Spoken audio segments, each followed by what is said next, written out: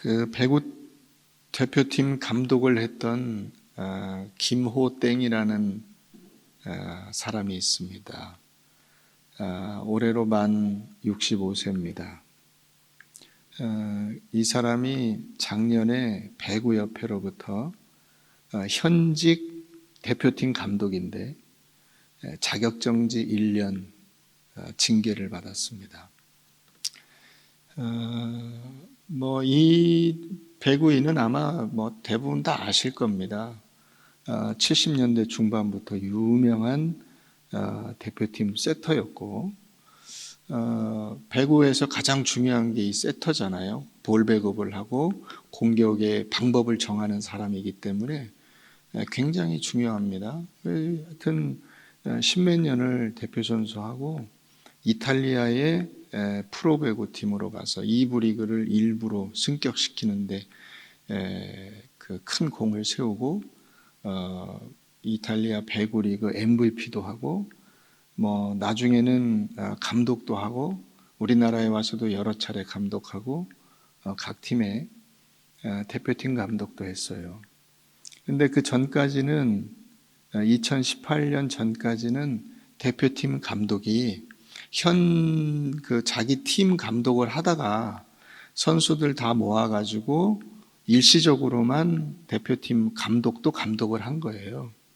그러다가 2018년부터는 배구협회에서 그러지 말고 우리도 전임 감독을 세우자.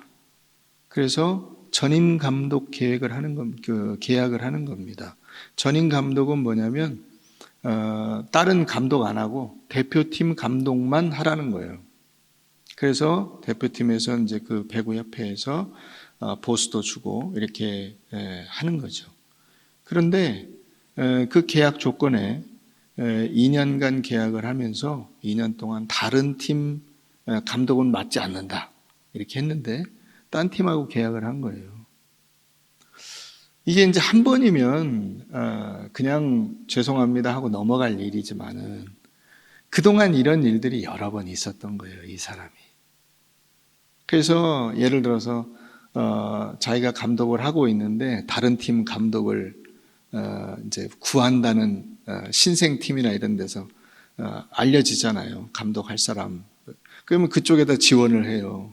그래가지고 몸값을 한껏 올려. 그런 다음에 거기하고 계약을 안 하고 다시 자기가 원래 있던 팀에다가 이 팀에서 이만큼 준다는데 니네는 뭐냐. 그래서 자기 연봉을 올리는 거예요. 이런 식으로 이제 앞다르고 뒤다른 이야기를 너무 많이 그동안 해왔기 때문에 배구협회에서 현직 대표팀 감독을 자른 겁니다.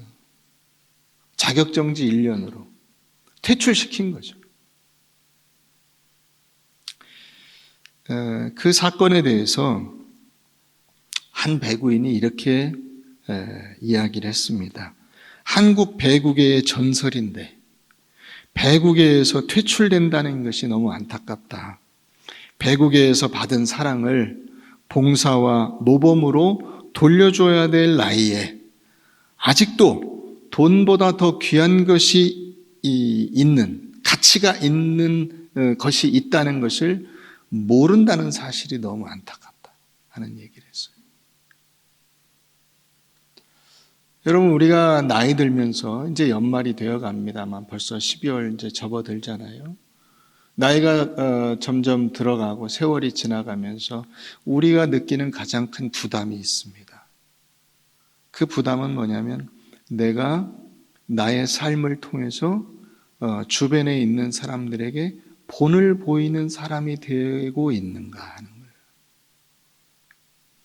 그들에게 본이 되고 있는가. 자식을 기른다는 것은 젊을 때에는 자식을 낳고 어떤 그 경제적인 뒷받침이나 이런 물질적인 것을 하면 다 되는 줄 알았어요. 그런데 시간이 지나면서 우리가 깨닫는 게 있어요. 그건 뭐냐면 자식을 기른다는 것은 물질을 주는 게 아니고 삶을 주는 거예요. 그러니까 엄마 아버지가 해야 될 가장 중요한 일은 애를 밥을 먹이는 일보다, 물론 밥 먹이는 일 중요합니다. 밥을 먹이는 일보다 더 중요한 것은 어떤 인생길을 걸어가느냐 하는 것을 보여주면 됩니다. 그러니까 찢어지게 가난한 집에서 훌륭한 인물들이 나오는 이유가 거기 있는 거예요. 부잣집에서 훌륭한 인물이 나오는 게 아니고 가난하고 보잘것없는 집안에서 훌륭한 인재들이 나오는 이유가 거기 있어요. 부모들이 잘 살고 못 살고에 상관없이 자신의 인생에서 성실하게 그 길을 걸어가는 모범을 보여주기 때문에 그걸 보고 자란 자녀들이 그 부모의 뒤를 이어서 그러면서도 늘 부모에게 죄송스러워 하잖아요. 우리 어머니 아버지가 가장 훌륭한 분인 줄 내가 안다. 이런 고백들을 하는 거 아닙니까? 지금 세상의 문제와 교회의 문제는 똑같습니다.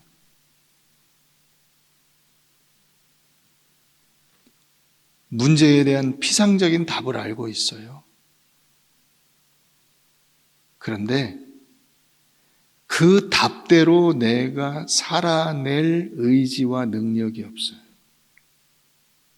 이게 문제인 거예요. 우리나라는 좀 정치 과잉이에요. 너무 정치적인 것에 의해서 세계가 달라진다고 생각하는 거예요. 그렇지 않습니다. 성숙한 사회는요, 정치는 자신의 삶의 정말 극히 일부분이에요. 더 이상 정치에 신경 쓰지 않는 사람들이 많습니다. 근데 요즘 정치권을 보면 엉망이죠. 그걸 우리가 딱 여기서 알 수가 있어요. 자기가 말한 대로 말을 하는 건 쉬워요. 답을 내는 건 쉽습니다. 근데 그 자기가 낸 답대로 사는 건 어려워요. 그게 쉽지 않은 일입니다. 그건 누구나 마찬가지예요. 정치만 그렇습니까? 어느 분야든 다 똑같습니다. 그런데 문제는 여러분 어떤 분야에서든 그 분야에서 정말 최고의 자리에 올라 탑 클래스에 이렇게 딱 들어가면 그 분야의 기량과 이런 것만 좋아지는 게 아니라 인간성이 좋아져요. 다시 말하면 인간으로서 깨달아야 될 가장 중요한 원리와 진리를 터득을 하는 거예요. 그래서 훌륭한 스포츠 선수는 인격적으로도 훌륭한 경우가 많고 훌륭한 경제인은 인격적으로도 훌륭한 경우가 많고 그건 어디나 다 마찬가지예요.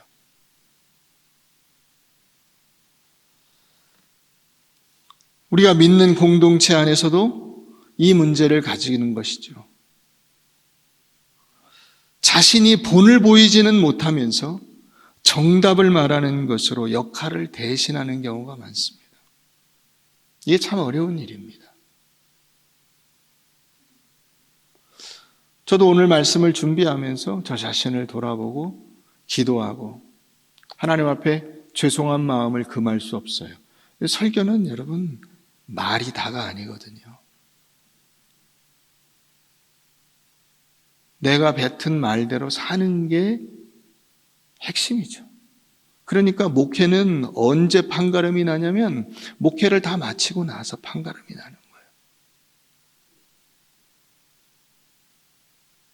교회 사역을 다 마치고 나서 그가 말한 대로 살았으면 훌륭한 목회자고요. 그가 말한 대로 못 살면 실패한 거예요.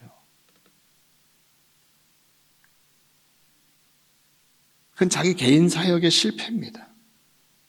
교회의 실패이기도 한 거예요. 그래서 끊임없이 이 말씀을 기준으로 나 자신을 돌아보고 자신을 복종시키려는 이 노력과 몸부림이 없이는 훌륭한 목회자가 될 수 없고 훌륭한 신앙의 선배가 될 수가 없는 거예요.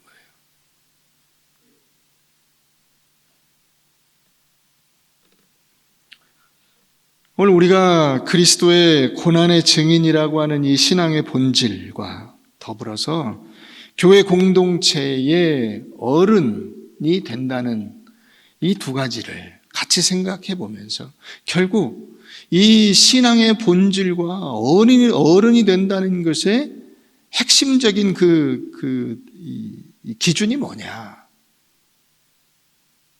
그게 바로 본을 보이는 겁니다. 많이 아는 사람이 어른이 아니고 어른 노릇을 해야 어른인 거죠. 성숙한 본을 보이지 못하면 어른 노릇을 못하는 것이고, 어른 노릇을 못하면 결국 어른으로서의 삶은 실패한 겁니다. 신앙적 인격과 성숙함을 삶에서 본으로 보여주는 사람이 되는 것, 그것이 우리가 하나님께 요구받고 있는 내용인 것입니다. 여러분, 우리가 믿음대로 산다는 것은 무엇이죠? 자기가 하나님께로부터 받은 그 신비로운 신앙의 변화와 하나님의 사랑을 깨닫는 겁니다. 그래서 그 깨달은 말씀으로 내가 그 깨달음이 없었던 사람, 그 깨달음을 경험하지 못한 사람들에게 먼저 깨달음대로 사는 거예요. 예수 그리스도께서 십자가를 지셨어. 나도 그렇게 살아야지.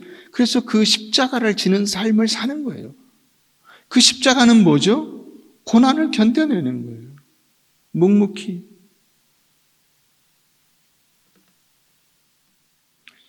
내가 하나님의 사랑과 은혜를 입었는데 그 사랑과 은혜를 입지 못한 사람들을 깔보고 무시하고 그들을 경멸하는 것이 아니라 말이죠. 요즘에 이렇게 TV 보다 보면 제목이 제가 그래서 그 제목이 기억에 남는데, 어쩌다 어른이라는 프로가 있어요. 어쩌다 어른. 제가 그 내용은 제가 TV를 거의 보지 않기 때문에 크게 이야기할 것이 없지만은 그 제목은 분명히 들어와요. 어쩌다 어른이 너무 많아요. 어쩌다 어른. 어쩌다 보니까 어른이 됐어요. 몸은. 나이는 어쩌다 모르니까 어른이 됐어요. 그런데 실제로 그가 어른이냐 하는 점에서는 의문을 가질 수 있는 거죠. 여러분들이 아이들을 키우다 보면 아이들이 그러잖아요. 나 이제 어른이야. 나 무시하지 마. 애들이 그러잖아요. 근데 부모들이 보통 그런 경우에 무시하죠. 웃기지 마. 너는 아직 애들이야. 너는 아직 몰라. 그 기준이 뭐죠? 어른스러움을 삶으로 표현해낼 능력이 아직 부족해. 이거죠. 그럼 그 어른스러움은 뭘까요? 고생을 견뎌내는 겁니다. 그게 어른스러움이에요. 다른 거 없어요. 무슨 의젓한 말을 하고, 말을 어른같이 하면 뭐예요? 그렇게 살지 못하죠. 아직 그렇게 살 능력이 없잖아요. 교회는 어떤 곳이냐? 교회는 이 어쩌다 어른이 진짜 어른이 되는 곳입니다. 거기가 교회예요. 신앙생활이라는 게 뭐냐? 어쩌다 어른이 진짜 어른이 되어가는 거예요. 그게 신앙생활이에요. 그래서 주장하지 말고 본이 되라고 하시는 겁니다.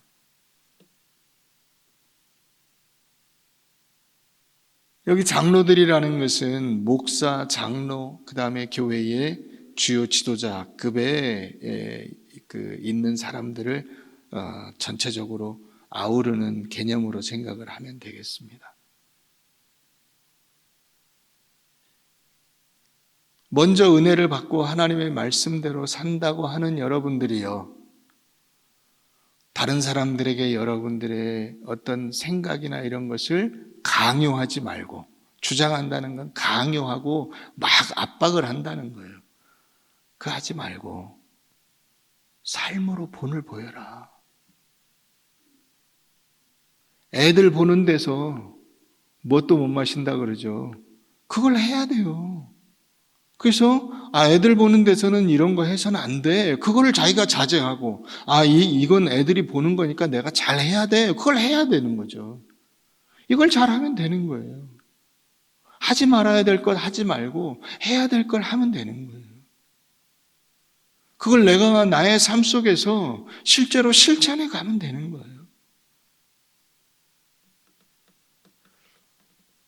예수님의 인내를 본받는 그 자리로 부름받은 것이 성도들인데 이보다 더 영광스러운 부르심이 없다는 사실을 우리가 알아야 되고, 그래서 이런 부르심에 순종해서 자신의 변화를 통해서 이 부르심을 여러분들이 증거해야 되는 것입니다. 나는 하나님께서 이와 같은 일로 부르셨다.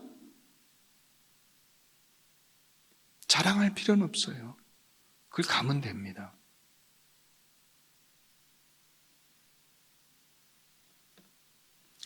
우리 빌립보서 4장 한번 가보십시다. 신약 322페이지입니다. 빌립보서 4장.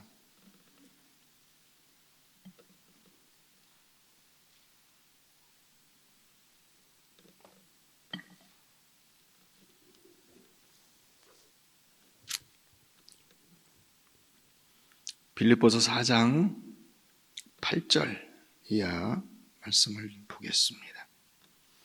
끝으로 형제들아 무엇이든지 참되며 무엇이든지 경건하며 무엇이든지 옳으며 무엇이든지 정결하며 무엇이든지 사랑받을 만하며 무엇이든지 칭찬받을 만하며 무슨 덕이 있든지 무슨 기림이 있든지 이것들을 생각하라. 너희는 내게 배우고 받고 듣고 본 바를 행하라. 그리하면 평강의 하나님이 너희와 함께 계시리라. 내가 주 안에서 크게 기뻐함은 너희가 나를 생각하던 것이 이제 다시 싹이 나미니 너희가 또한 이를 위하여 생각은 하였으나 기회가 없었느니라. 내가 궁핍함으로 말하는 것이 아니니라. 어떠한 형편에든지 나는 자족하기를 배웠노니 나는 비천에 처할 줄도 알고 풍부에 처할 줄도 알아. 모든 일 곧 배부름과 배고픔과 풍부와 궁핍에도 처할 줄 아는 일체의 비결을 배웠노라. 내게 능력 주시는 자 안에서 내가 모든 것을 할 수 있느니라. 그러나 너희가 내 괴로움에 함께 참여하였으니 잘하였도다. 사도 바울이 교회를 세웠던 이 빌립보 교회의 이제 대표들이 사도 바울이 로마의 감옥에 갇혀 있으니까 위문을 왔던 것 같아요. 이 위문을 와서 그들을 만난 자리에서 하는 이야기죠. 너희가 찾아와서 기쁘다. 그러나 내 고난과 어려움을 위로하는 그 위로, 그 위문, 가서 뭘 싸들고 와서 그런 걸 먹고 나누고 이렇게 그것 때문에 고마운 것이 아니라 그리스도께서 본을 보이신 그 고난에 너희가 내 괴로움에 함께 참여하였으니 잘하였도다. 본을 보이신 이 고난에 참여한 그것 때문에 내가 너무 고맙다. 내가 이 감옥에서 배고프고 궁핍하고 그렇지만 전에 배부를 때도 있었고 옛날에 자기가 감옥에 들어오기 전에 또 풍부할 때도 있었어요. 그러면 그 풍부함으로 주의 일을 하는 거냐? 아니라는 거예요. 그 배부름 때문에 주의 일을 더 잘하는 거냐? 아니라는 거예요.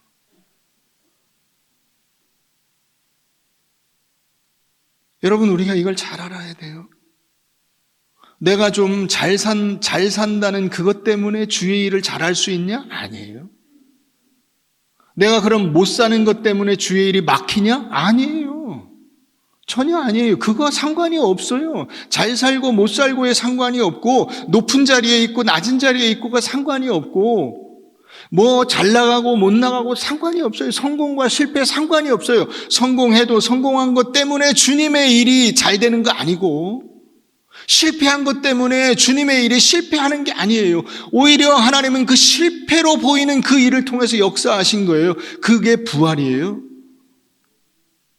예수님이 완전히 폭망하셨는데 그 폭망한 것이 주님의 그 놀라운 일을 하게 되는 거예요. 그래서 베드로가 주여 돌아가시면 안 됩니다. 십자가 지신다는 것이 무슨 말입니까? 그랬더니 예수님이 베드로를 뭐라 그러죠? 사탄아, 그래. 주의 일을 왜 막어? 주의 일을. 여러분, 그렇기 때문에 우리가 사도 바울이 여기서 하고 있는 이야기를 잘 이해하셔야 돼요. 많은 성도들이 세상적인 능력 때문에 주님에게 쓰임받을 수 있다고 생각을 해요. 그래서 내가 쓰임받는 길은 열심히 돈을 벌고 막 헌금을 많이 하고, 그게 나쁘다는 뜻이 아니에요. 그러나 그걸로 주님의 일이 되는 것은 아니에요. 그럼 반대로 여러분, 세상에 성공하는 사람이 많습니까? 그 기준으로? 실패하는 사람이 많습니까? 실패하는 사람이 훨씬 많죠. 그럼 실패하면 주님의 일이 하나도 안 됩니까? 하나님께서 아무 일도 못 하십니까? 성공한 사람들 통해서 역사하시면 그럼 실패하신 사람들은 하나님이 다 버리신 겁니까? 아니죠. 주님의 일은 뭐라고 제가 말씀드렸죠? 주님의 일, 하나님의 일이 뭐예요? 내가 하나님의 사람답게 성숙해지고 내가 하나님의 사람답게 만들어지는 게, 이게 주님의 일이에요. 뭔 예배당을 짓고 막 뭔 큰 일을 하고 이게 아니에요. 완전히 착각하고 있어요. 교계도 보면 막 총회장을 해가지고 막 주님의 일을 한다는 거야. 다 꽝이에요. 그래서 총회가 지금 105회인가요? 105번 해를 지나는 동안 총회가 만들어진, 뭘 했습니까? 뭘 했어요? 그게 일을 했어요? 하나님이 하시는 일이지 그것이 어떤 일이든. 여러분, 그렇기 때문에 우리가 이 교계와 사회와 이런 어디를 막론하고 그런 외적인 것 때문에 신앙을 지키거나 신앙적인 일을 하거나 뭔가 영적인 어떤 업적을 쌓을 수 있다고 생각하는 그것 자체가 착각이에요. 전혀 아닙니다. 그래서 우리가 해야 되는 일은 뭐냐면요, 묵묵히 바보같이 무능한 사람처럼 그리스도의 고난을 본받아 그 길을 인내로 가는 거예요. 그 길을 가는 이 본을 보이는 거예요. 본을. 예수님께서 십자가에 달려 죽으시는 본을 보이신 거잖아요. 근데 제자들이 한 사람도 그 옆에 남아있지 않았던 거예요. 예수님이 본을 보이시는데. 그러니까 다 깜짝 놀란 거죠. 물론 그 사람들이 나중에 다 돌아왔어요. 가룟 유다 빼고는 다 돌아왔어요. 그래서 재구실을 했어요. 그 재구실을 한 게 자기들이 한 겁니까? 아니죠. 성령의 은혜. 다시 말하면 우리가 믿음이라고 알고 있는 그 개념을 여러분 잘 아셔야 돼요. 믿음. 모든 것 믿음으로 한다는 말은 하나님이 하신다는 말이에요. 인간이 한다는 뜻이 아니에요. 인간은 다 실패했어요. 그게 율법이잖아요. 율법은 뭐예요? 율법을 지킬 수 있어요? 없어요? 없어요. 그러면 율법으로 구원을 지키면 세상에 구원받을 사람이 한 사람이라도 있어요? 없어요? 없어요. 그렇기 때문에 믿음으로 주는 거예요. 그렇기 때문에 하나님의 약속으로, 그러니까 우리가 주님의 일을 믿음으로 한다는 것이 무엇인가를 아셔야 돼요. 내 힘으로 하는 거 아니에요. 내 힘으로 하는 거 아니에요. 가만 놔두면 다 죽을 수밖에 없는 인생들이기 때문에 하나님이 믿음으로 너희를 구원한다고 하신 거예요. 너희 공로 아니다. 그래서 그 얘기를 하는 거예요. 예수 그리스도의 이름으로, 예수 그리스도의 공로로, 예수 그리스도의 십자가 죽음으로 하나님께서 이 일을 이루시는 거예요. 우리가 그 예수를 통해서 본 그거를 따라가는 겁니다. 그게 본을 보이는 거예요. 예수님을 우리가 졸졸졸졸 따라가는 거예요. 제대로 못해요. 제대로 못해. 그래도 가는 거예요.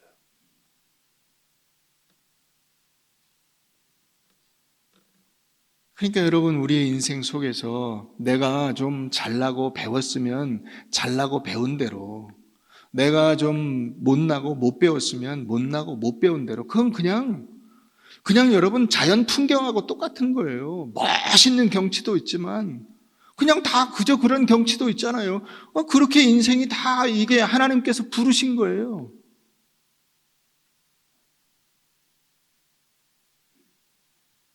예수님께서 뭐라고 하십니까? 저 들꽃 하나, 그 들꽃 하나에 하나님이 쏟아부으신 그 아무것도 아닌 것 같은 그 아름다움이 모든 인간이 한 나라에 수백만 명이 모여가지고 돈을 들이고 인력을 들여서 만든 그 건물, 솔로몬의 성전보다 훨씬 더 뛰어난 거다. 여러분, 하나님이 하시는 일이 그런 거예요. 인간이 하는 일에 비교가 안 되는 거예요. 그러면 여러분, 우리가 하나님이 하시는 그 일에, 정말 그 일에 우리 이름을 얹어주신다는 이것만으로도 너무 기뻐하고 감사해야 되잖아요. 그래서 그 속에서 예수 그리스도를 드러내면서 살아가는 것입니다. 잘난 것도 초월하고, 부자인 것도 초월하고, 못난 것도 초월하고, 가난한 것도 초월하고, 다 초월해서 그렇게 해서 오직 믿음으로 살아가는 것, 다시 말하면 하나님의 은혜 아니면 나는 존재할 수 없다라는 사실을 고백하며 살아가는 것, 그걸 신앙생활이라고 하는 거예요.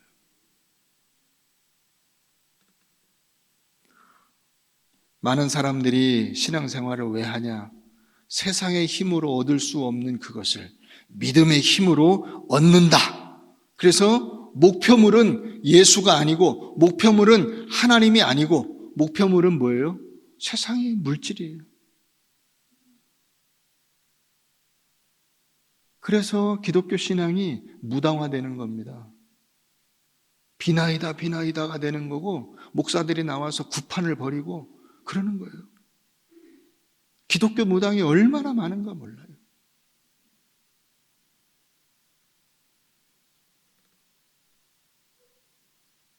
그러면 우리가 이 신앙 고백에 합당한 삶을 사는 것이 쉽냐? 쉬워요?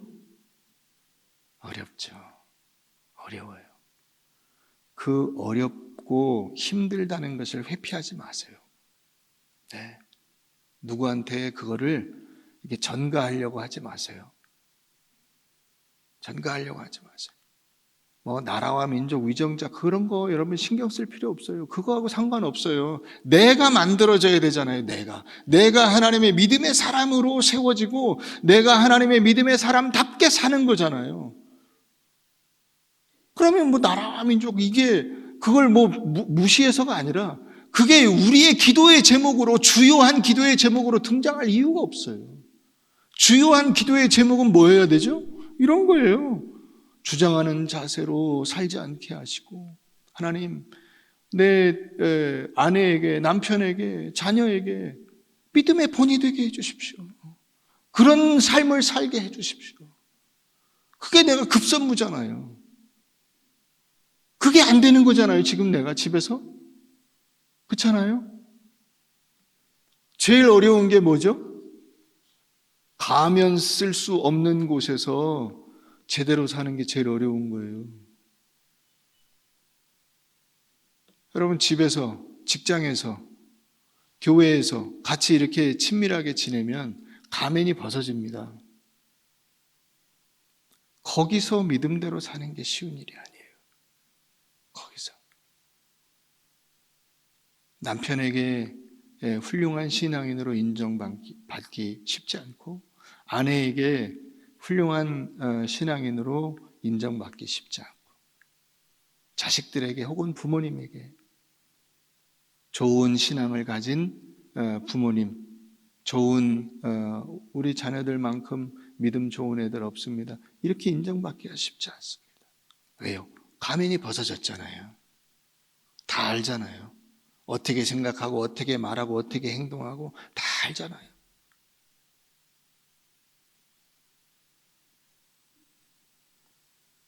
이게 쉽지 않은 일이에요. 이걸 하면서 살아야 되는 거예요. 지금 세상이 우리에게 요구하는 게 그거예요. 너희가 우리에게 본이 되냐 하는 거예요. 본이 되냐? 그냥 어떤 그 삶 전체에, 우리 신앙의 전체에서 볼 때 한 일부분이지만은 그 일부분이라도 본이 되냐?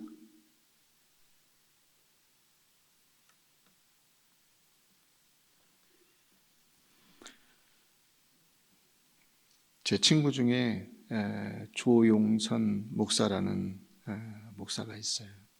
이름이 나가면 또 누가 혹시 영상을 보고 저거 할지 모르겠는데, 이 조용선 목사는 저 고등학교 동창이에요. 근데 저는 이제 그냥 바로 총신에 들어갔고, 그 친구는 1년 재수해서 들어왔어요. 나중에 이제 군목 시험을 봐서 그 친구도 된 거예요. 근데 제가 이제 저는 그걸 모르고, 고등학교 친구인지도 모르고, 왜냐하면 학교가 크고 문과 이과 나눠져 있고 이러니까 뭐 같은 고등학교를 나왔는지 이거 자체를 몰랐어요. 이제 제가 그 군무고고생일 때 제가 성질이 좀 대단했거든요. 그래가지고 후배들 데리고 엄청 분기 잡고 그랬어요. 그래야 되는 줄 알았어요, 그때는 또. 그리고 그 군목 후보생 단이라고 하는 단체를 만들어서 그걸 또 이끌다 보니까 또 그렇게 됐어요.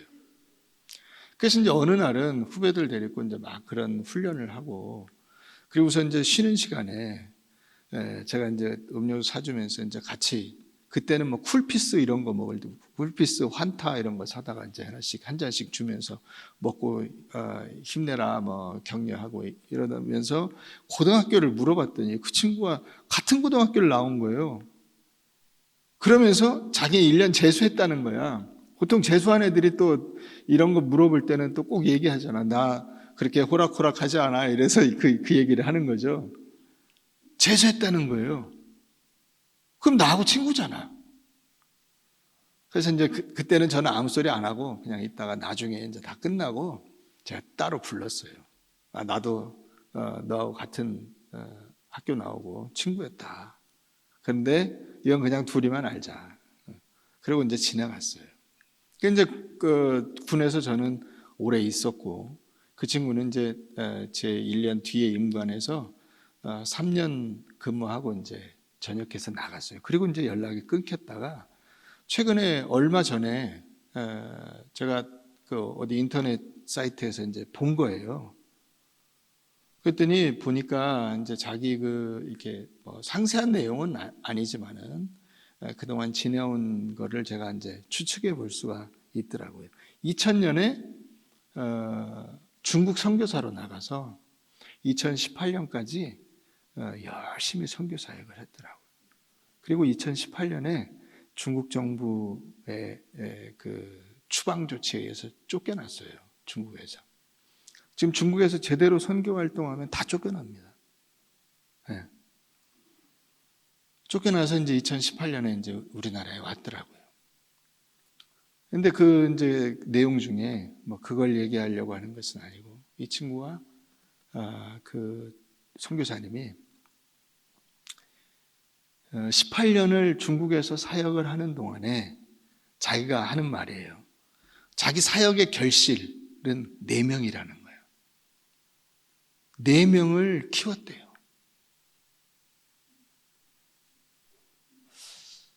너무 초라하지 않아요? 겉으로 볼 때.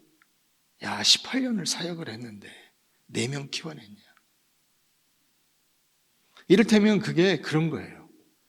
자부심 있게 얘기하는 거야. 자기는, 그러니까 이 4명은 순교를 각오하고 사역을 할 수 있는 사람이에요. 목숨 바쳐서 주님을 위해서라면, 예수를 위해서라면, 교회를 위해서라면 자기 목숨 바치는 게 조금도 아깝지 않은 목사 4명을 만들어낸 거예요. 어떤 방법으로 키워냈냐. 그 가서 얼마 되지 않은 시점부터 이제 전도를 해서 그 전도된 젊은이들을 데려다가 집에서 매주 밥을 헤매기면서, 물론 당연히 성경 공부, 신학 공부 다 시키죠. 그렇게 시키면서, 다시 말하면 여러분, 목사라는 거는 그냥 딱 뚝 떨어져 있어도 목사 역할을 해야 되잖아요.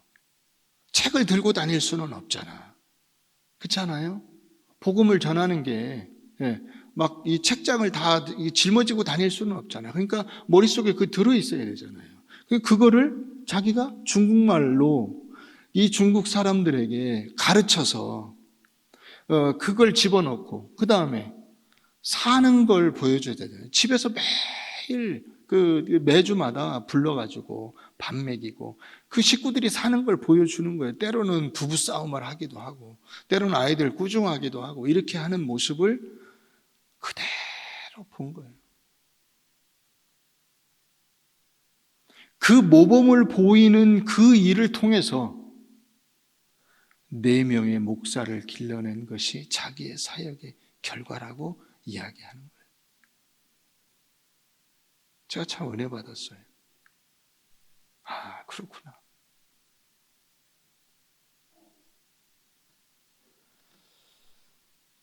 여러분, 본을 보일 수 있는 사람, 그 사람이 나이 먹은 사람이 어른이 아니고요.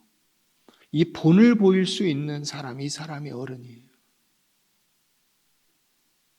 믿음의 본을 보이는 그 사람이 어른이지. 나이 먹은 게 어른이 아니에요. 여러분, 교회의 가장 큰 자산이 뭘까요?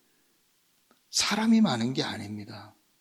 특히 여러분 지금 코로나로 인해서 여러분들이 직접 경험하시잖아요. 교인 많으면 뭐예요? 수십만 명이면 뭐예요? 100명 모이라는데. 그렇지 않아요? 숫자가 의미가 없어졌어요. 단계가 올라가면 50명 모이라는데 어쩔 거예요? 5천 명이면 뭐하고 5만 명이면 뭐 할 거예요? 모일 수가 없는데.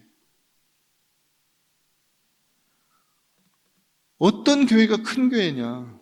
이 믿음의 본을 보일 수 있는 사람이 많은 교회가 큰 교회예요. 내가 하나님의 말씀대로 살아서 이 말씀이 내 삶을 움직여가는 것을 주위에 있는 사람들에게 보여줄 수 있는 이 사람이 큰 사람이에요. 그 사람이 성숙한 사람이에요. 하나님께서 여러분들에게 기대하시는 모습이 바로 이런 거예요. 사랑하는 성도 여러분, 우리가 2020년 한 해를 보내면서 2020년은 정말 힘들었어. 그러나 여러분, 저는 한편으로 굉장히 감사하게 생각해요. 왜냐? 우리의 신앙에 뭔가 변화가 필요하다는 것을 느끼게 해준 한 해였고, 오늘 말씀과 같이 우리가 그동안 살아온 삶의 패턴, 다시 말하면 옳은 얘기를 하고 주장하면 되는 줄 알았는데 그게 아니라 주장하는 자세로 하지 말고 다른 사람들에게 본이 되는 삶을 살아라.